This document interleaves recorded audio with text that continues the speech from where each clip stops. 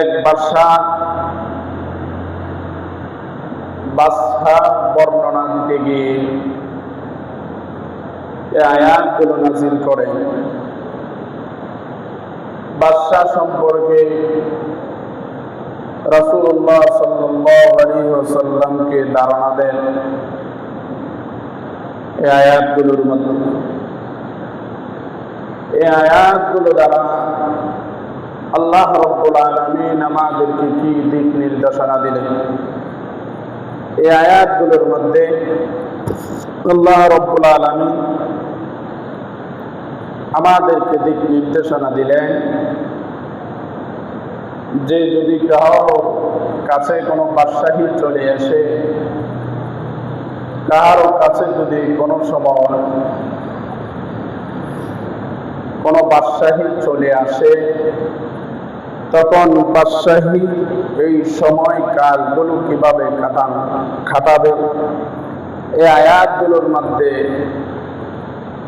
এই বর্ণনা করে। এরপরে প্রত্যেকজন আমরা আমাদের জায়গা থেকেই আমরা প্রত্যেকজন, কেউ সাংসারিক দায়িত্বশীল, কেউ স্ত্রীর দায়িত্বশীল, কেউ সন্তানাদের দায়িত্বশীল। এই দায়িত্বশীল থেকে আমরা কি আচার ব্যবহারগুলো করব আল্লাহ রাব্বুল আলামিন এই আয়াতগুলোর মধ্যে বর্ণনা করেন। প্রথম আয়াত,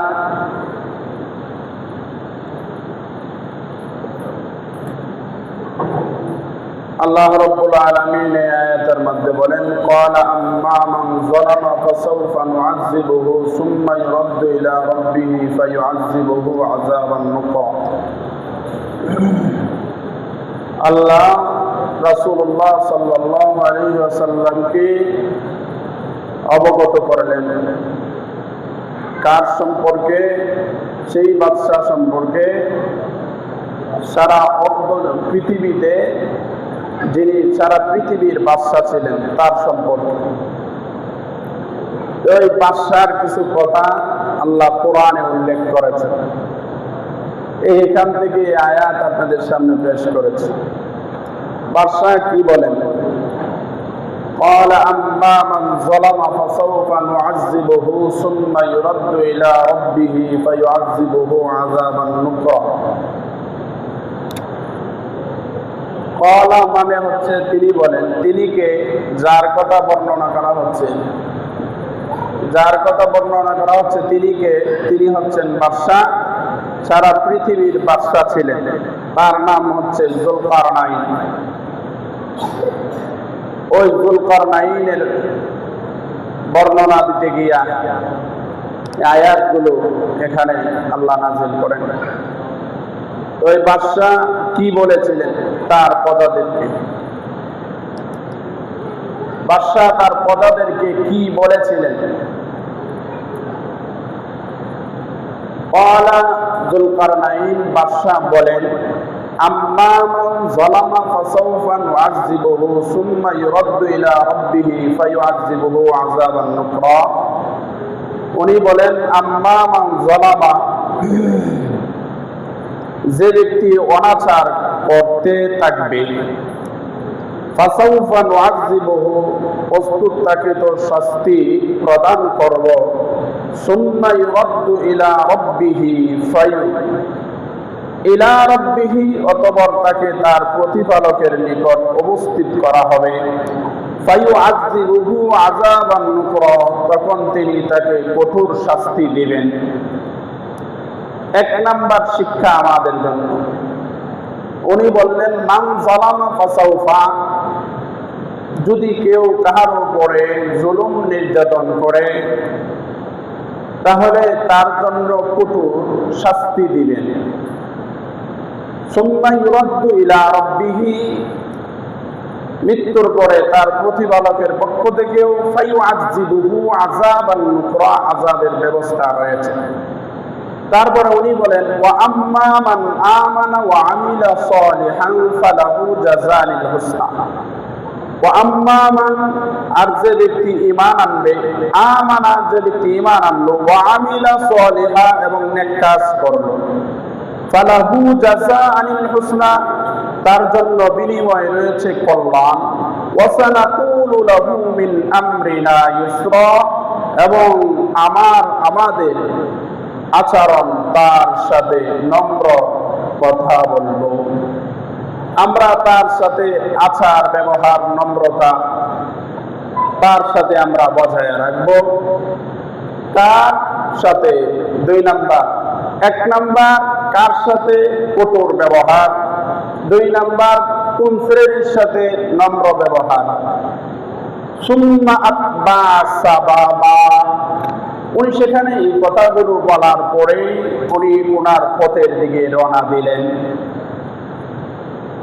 পথের দিকে রওনা দেওয়ার পরে মুফাসসিরে ইকরাম লেখেন হাত্তা ইযা বালাগ, উনি যখন পৌঁছলেন মাতলিআ শামস ওয়াজাদাহা, সূর্যটা যেখানে অস্ত যায়, মানে এমন এক স্থানে চলে গেলেন, উনি অতিক্রম করলেন আলা কওমিন লাম নাজআল লাহুম মিন দুনিহা সিত্রা। উনি সেই কথাগুলো বলে যাওয়ার পরে উনি সফরের উদ্দেশ্যে রওনা দিলেন।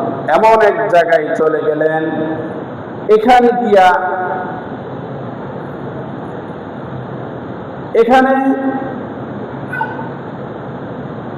জায়গাটা কোনটা এখানে উল্লেখ নাই, তবে দক্ষিণ দিকের কথা উল্লেখ। তো কোন জায়গায় গিয়ে আপনি বসলেন? ওই 2 পাহাড়ের মাঝখানে। ওই পাহাড়ের মাঝখানে, 2টি পাহাড়ের মাঝখানে। আলোচনাগুলো গুরুত্ব দিয়ে শুনুন। সেখানে বসার পরে এরপরে হাত্তা ইযা বালাগ বাইনা সাদ্দাইন,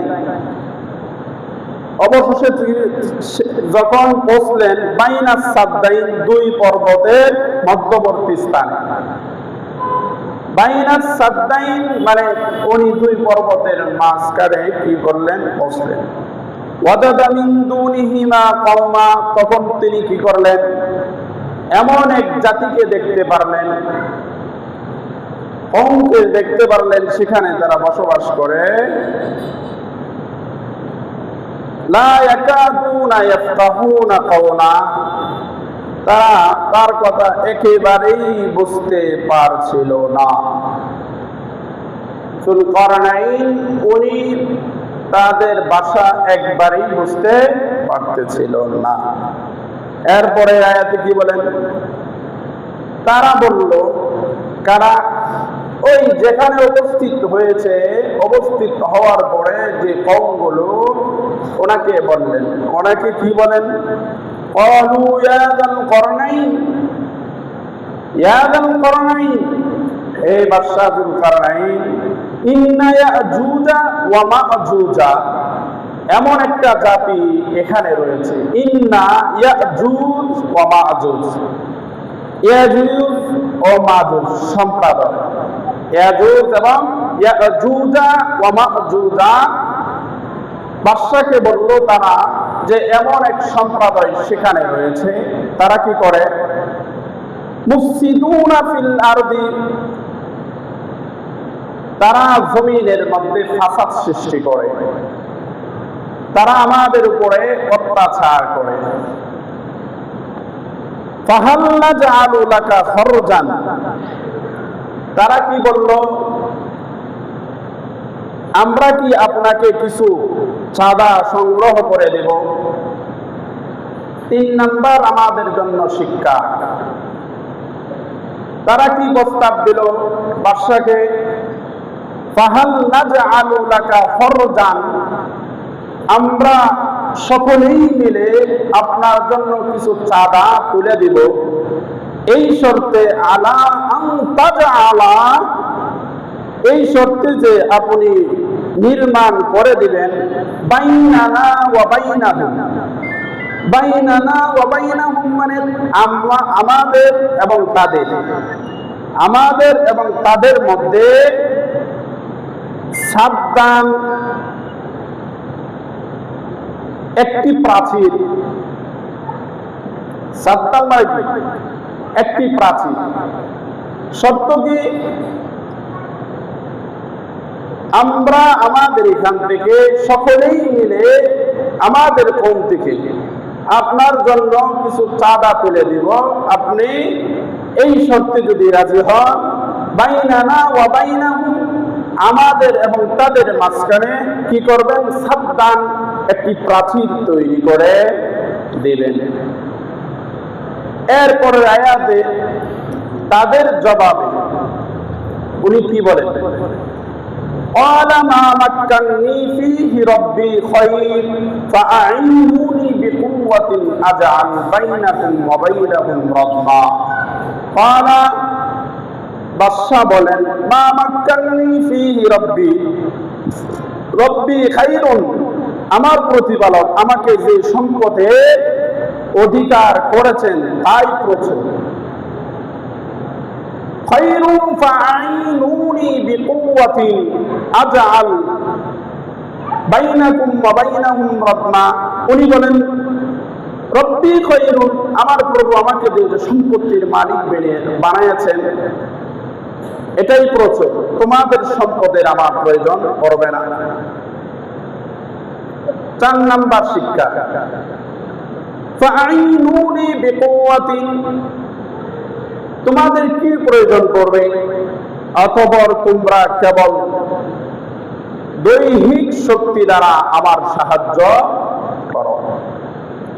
মানে তোমাদের সম্পদ মাল কিছুর প্রয়োজন নাই, তোমাদের শারীরিক শক্তি দ্বারা আমাকে কি করবে, সাহায্য করবে। আজআল বাইনাকুম ওয়া বাইনাহুম রাদমা, আমি দিব বাইনাকুম ওয়া বাইনাহুম রাদমা, অতিশয় মজবুত প্রাচীর। তোমাদের বাইনানা ওয়া বাইনাকুম, তোমাদের এবং তাদের মাঝখানে একটা প্রাচীর তৈরি করে দিব। তোমাদের চাঁদা তোলার কোনো প্রয়োজন নেই, তোমরা কি করবে, দৈহিক শক্তি দ্বারা আমাকে সাহায্য করবে। তারপরে উনি বলেন, আতুনি জুবাল হাদিদ, তোমরা আমাকে এনে দাও। জুবারুল হাদিস মানে লোহার পাতসমূহ। হাত্তা ইদা সাওয়া, অবশেষে যখন সমান করে ফেলব, বাইনাস সাদাতাইন ক্বালা আনফাখু,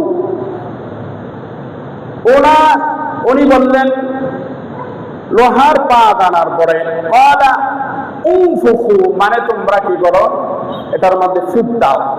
মুফাসসিরে ইকরাম বলেন,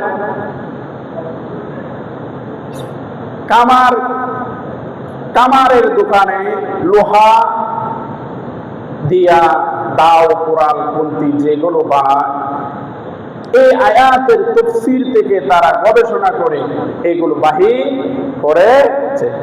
ক্বালা উনফুখু, তোমরা ফুক দাও, কি করো, ভম দাও, ফুক দাও।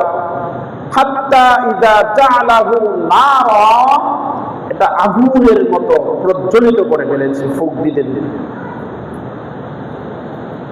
ক্বালা আতুনি উফরিগ আলাইহি কিতরা, এখন আমার নিকট প্রজ্বলিত তামা নিয়ে এসো, তাতে ঢেলে দিই। এই যে আয়াতগুলোর সংক্ষিপ্ত তর্জমাগুলো বললাম, এই আয়াতগুলো দ্বারা কি শিক্ষণীয় সেটা বললাম। কোন বাদশা যদি বাদশাহী পায়, কোন চেয়ারম্যান যদি চেয়ারম্যানই পায়, রক্ত কেমন গরম করবে সেই সম্পর্কে আল্লাহ কোরআনে তাফসীরে বলে দিয়েছে। 1 নাম্বার কথা, قال أما من ظلم فسوف نعذبه ثم يرد إلى ربه فيعذبه عذابا نكرا। قال বাদশা যুলকারনাইন বললেন, আম্মা মান যালামা, ও আমার প্রজারা, তোমাদের উপরে যারা জুলুম করবে, নির্যাতন করবে, আমি যুলকারনাইন তাদের জন্য কঠোর। 1 নাম্বার শিক্ষা, কোন মানুষ যদি সমাজের মধ্যে ধারণ করে জুলুম নির্যাতন করে ক্ষমতাবে চেয়ারম্যান হয়ে গিয়েছে, মেম্বার হয়ে গিয়েছে, ওয়ার্ডের সভাপতি, তাহলে যে দায়িত্বশীল থাকবে তার প্রথম দায়িত্ব হচ্ছে আম্মা মান যালামা, যে ব্যক্তি মানুষের উপরে জুলুম করে, সমাজের মধ্যে ফাসাদ সৃষ্টি করে, তাকে সমাজ থেকে বহিষ্কার করে দেওয়া। ফাসাউফা নুআযিবুহু সুম্মা ইউরাদ্দু ইলা রাব্বিহি, দুনিয়াতে তোমাদের দায়িত্ব হচ্ছে তাকে সমাজ থেকে বহিষ্কার করে দেওয়া, তাকে চেয়ারম্যান মেম্বার বানানো না, সভাপতির ওয়ার্ড বানানো না, তাকে কেমন থেকে উচ্ছেদ করে দেওয়া। তারপরে যুলকারনাইন বলেন এই ব্যক্তি মৃত্যুর পরে সুম্মা ইউরাদ্দু ইলা রাব্বিহি, তার প্রতিপালকের পক্ষ থেকে ফায়ুআযিবুহু আযাবান নুকরা, মৃত্যুর পরে এমন আযাবের ব্যবস্থা রয়েছে সে মৃত্যুবরণ করবে, আল্লাহ রাব্বুল আলামিন তার হিসাব নেবেন। এক নাম্বার কথা। দুই নম্বরে যুলকারনাইন বলেন ওয়া আম্মা মান আমানা ওয়া আমিলা আমালান সালিহান ফালাহু জাযাআনিল হুসনা ওয়া আম্মা মান আমানা, যে সমাজের মধ্যে ক্ষমতা ব্যবহার করে সে ঈমান আনয়ন করলো, আমলে সালেহ করলো, মানুষের সাথে সৎ ব্যবহার করলো, ভালো আচার ব্যবহার করলো, আফালাহু জাযাআনিল হুসনা, আমাদের পক্ষ থেকে তার জন্য উত্তম আচার ব্যবহার রয়েছে, তার জন্য ভালো আচার ব্যবহার। যে মানুষের সাথে ভালো আচার ব্যবহার করবে, সমাজের কল্যাণে লিপ্ত থাকবে, তার জন্য আমাদের পক্ষ থেকে ভালো আচার ব্যবহার। তাকে তোমরা খুলে তুলে নিবা, তার সাথে নম্রতাভাবে ভদ্রভাবে তার সাথে আচার ব্যবহার করবা।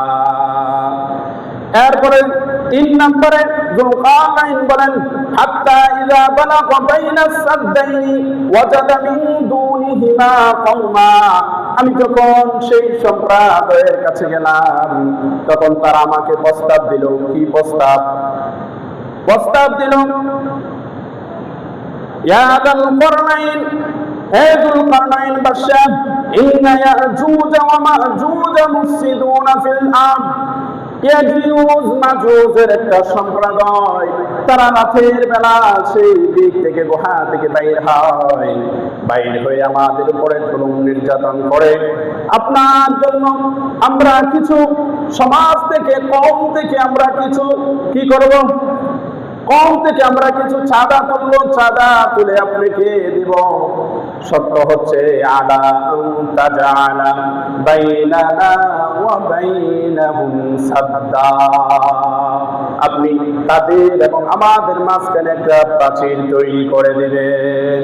যুলকারনাইন বলেন তিন নম্বর শিক্ষা আমাদের জন্য, ক্বালা মা মাক্কানি ফীহি রাব্বি খায়রুন, আমার কাছে আমার রব যে সম্পত্তি দিয়েছে তার মধ্যে প্রচুর পরিমাণ সম্পদ রয়েছে। আমার রবের পক্ষ থেকে আমাকে যে সম্পদ দান করা হয়েছে সেই সম্পত্তি দ্বারা আমি তোমাদেরকে প্রাচীর তৈরি করে দেব, তোমাদের সম্পদের কোনো প্রয়োজন নাই। কি তিন নাম্বার কি বললেন? সমাজ থেকে চাঁদা তুলে আমাকে দিতে হবে না। আমার রব আমাকে সুলতান বাদশা বানিয়েছেন, সারা পৃথিবীর বাদশা বানিয়েছেন তোমাদের কল্যাণের জন্য, তোমাদের কাজ করার জন্য। আমি বাদশা, আমার সিংহাসন ছেড়ে আমি সফরে বাইরে হয়েছি তোমাদের কাজ করার জন্য। তোমরা সমাজ থেকে চাঁদা তুলে, তোমাদের কম থেকে চাঁদা তুলে আমাকে দিবা কোনো দরকার নাই। রব আমাকে যে সম্পত্তির মালিক বানিয়েছে সেখান থেকে আমি তোমাদের জন্য একটা প্রাচীর তৈরি করে দেব। তারপরে আতুনি জুবারাল হাদিদ, উনি তাদের সম্পদ তাদের কাছ থেকে নেন নাই, কিন্তু তাদের মাঝখানে একটা প্রাচীর তৈরি করে দিলেন। এই সীসা দ্বারা আগুন দিয়া গলিয়ে দুই পাহাড়ের মাঝখানে যে প্রাচীরগুলো তৈরি করে দিলেন। তৈরি করার পরে উনি তাদেরকে কি বললেন? এরপরে আয়াতে উনি বলেন فما استطاعوا أن يظهروه وما استطاعوا له نقبا قال هذا رحمة من ربي উনি বলেন ক্বালা হাযা রাহমা, এটা হচ্ছে আমার আমার প্রভুর পক্ষ থেকে হচ্ছে সেটা রহমত। আমি যে প্রাচীর তোমাদের দুই দলের মাঝখানে তৈরি করে দিলাম সেটা হচ্ছে আমার রবের পক্ষ থেকে রহমত। আমরা যদি সামাজিক কোনো কাজ করি মানুষের কল্যাণের জন্য, তাহলে সেটা কার পক্ষ থেকে করা হয় বলেন? কার শেষে এই কথা বলতে হবে? ক্বালা হাযা রাহমাতুম মির রাব্বি, সেটা হচ্ছে আমার প্রভু চেয়েছে তাই আমার দ্বারা সেই কল্যাণ ভালো কাজটা করেছেন। যদি আমার প্রভু না চাইতেন তাহলে আমি এমন অযোগ্য লোক দ্বারা সেই কাজ করাইতেন না। উনি বলেন ফাইদা জাআ ওয়া'দু রাব্বি জা'ালাহু দাক্কা, সমস্ত ক্ষমতার মালিক উনি আমাকে দিয়ে এই কাজ করেছেন, কিন্তু যখন উনি চাইবেন তখন সেই ডালটা আবার ধাক্কা ভেঙে দিলেন। আমার হাতে, আমি বাদশার হাতে কোনো ক্ষমতা নাই। আমি প্রাচীর তৈরি করে দিলাম, কিন্তু এক সময় এমন আসবে আমার রব কি করবে? জালাহু দাক্কা, সেগুলো কি করবেন? ভেঙে দিবেন। ওয়া কানা ওয়া'দু রাব্বি হাক্কা, কারণ আমার রব যে ওয়াদাগুলো করে প্রত্যেকটা ওয়াদাই হচ্ছে সত্য। কথা বুঝাইতে পারলাম কিনা? তাহলে এই আমলগুলো আমাদের করা দরকার আছে না নাই? কোন কাজ যদি মানুষের কল্যাণার্থে করি তাহলে আমার বলতে হবে যে সেই কাজ আমার রবের পক্ষ থেকে হয়েছে, সেটা আমার শক্তি দ্বারা আমি করতে পারি নাই। আমার রব আমাকে ক্ষমতা দিয়েছে তাই করতে পেরেছি। আমার রব যদি চায় আমার কাছ থেকে ক্ষমতা তুলে নিবে, আবার রব যদি চায় তাহলে আমাকে আবার সম্পত্তির মালিক বানাবে। আমার রব যদি চায় আমার কাছ থেকে সম্পদ ছিনায় আনিবে। মানুষকে দান করে তখন কি করা যাবে না? বড়াই করা যাবে না। তাহলে এই আয়াতগুলো দ্বারা আমরা শিক্ষা গ্রহণ করতে পারলাম এই কাজগুলো আমাদের করতে হবে। 19 নম্বর পারায় আল্লাহ রাব্বুল আলামিন এই আয়াতগুলোর প্রসঙ্গে একটি আয়াত নাযিল করে বলেন, ফালাম্মা জাআ সুলাইমান ক্বালা তুমিদ্দুনানি বিমাল ওয়া ইন্নী মুরসিলাতুন ইলাইহিম বিহাদিয়াতিন ফানাযিরাতুন বিমা ইয়ারজিউল মুরসালুন।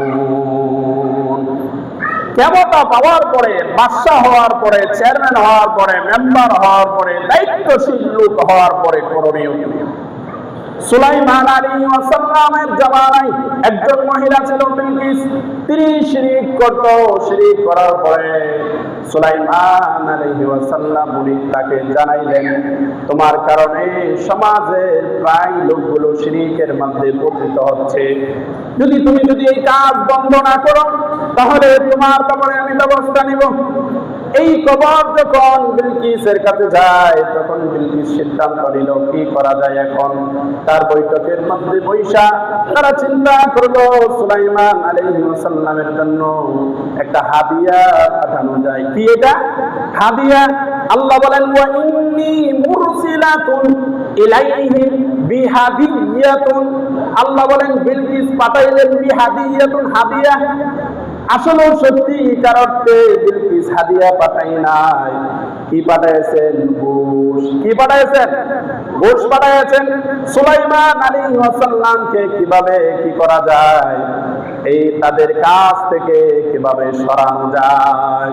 সুলাইমান আলাইহিস সালামের কাছে এই হাদিয়া পাঠানোর পরে সুলাইমান আলাইহিস সালাম তারা চিন্তা করতে লাগলো যদি সুলাইমান আলাইহিস সালাম আমাদের হাদিয়া গ্রহণ করে তাহলে বলবো তোমার কাজ তুমি করো, আমাদের কাজ আমরা করি। তোমাদের কাজের মধ্যে আমরা বাধা দিব না, আমাদের কাজের মধ্যে তোমরা কি করো না, বাধা প্রদান করবা না। তোমার কাজ তুমি করো, আমাদের কাজ আমি করি। সুলাইমান আলাইহিস সালামের কাছে হাদিয়া যাওয়ার পরে আল্লাহ বলেন ফালাম্মা জাআ সুলাইমান ক্বালা আতুমিদ্দুনানি বিমাল। এই বিলকিস রানীর হাদিয়া দেওয়ার পরে সুলাইমান আলাইহিস সালাম বললেন, তোমরা কোন ধরনের হাদিয়া নিয়ে আসছো সেটা তো আমি ভালো রকম জানি। হাদিয়া দেওয়ার পরে আমার দিকে খেয়াল রাখেন। হাদিয়া দিলাম কিন্তু আমার দিকে খেয়াল রাখেন। টেবিলের নিচ দিয়ে দিলাম কিন্তু আমার দিকে হাদিয়া দিলাম, খেয়াল রাখেন। হাদিয়া দিলেন, আমার খেয়াল কিসের? হাদিয়া দিলেন, আমার খেয়াল কিসের? তো হাদিয়া না। সুলাইমান আলাইহিস সালাম বুঝে বললেন সেটা তো হাদিয়া না, এই টাকাগুলো হাদিয়াগুলো তোমরা নিয়ে যাও। তখন বিলকিস কি করলো? তার সৈন্য নিয়া তারা সকলেই মিলে সুলাইমান আলাইহিস সালামের কাছে আইসা বলল, তোমার রবের কাছে আমরা ঈমান গ্রহণ করলাম, আর তোমার কাছে বাদশা সুলাইমানের কাছে আমরা ইসলাম ধর্ম গ্রহণ করলাম। সুবহানাল্লাহ বলেন। তাহলে বাদশার করণীয় হচ্ছে সুদ খাওয়া যাবে? সুদ খাওয়া যাবে না। সমাজের কল্যাণে কিছু কাজ করলে বলতে হবে রাহমাতুল মির রাব্বি, সেটা আমার প্রভুর পক্ষ থেকে হয়েছে, সেটা আমার প্রভু যতক্ষণ পর্যন্ত আমাকে ক্ষমতা দান করবে ততক্ষণ পর্যন্ত আমি করতে পারবো। যখন আমার প্রভু আমার থেকে ক্ষমতা তুলে নেবে তখন আমার দ্বারা সেই সমাজের কাজ করা সম্ভব হবে না। আল্লাহ রাব্বুল আলামিন আমাদেরকে কোরআনের শিক্ষায় সুশিক্ষিত করার মতন তৌফিক দান করুন। সকলে বলেন আমিন। সঠিক কোরআনের উপর আমল করার মতন তৌফিক দান করুন। সকলে বলেন আমিন। ওয়া আখির দাওয়ানা আলহামদুলিল্লাহি রাব্বিল আলামিন।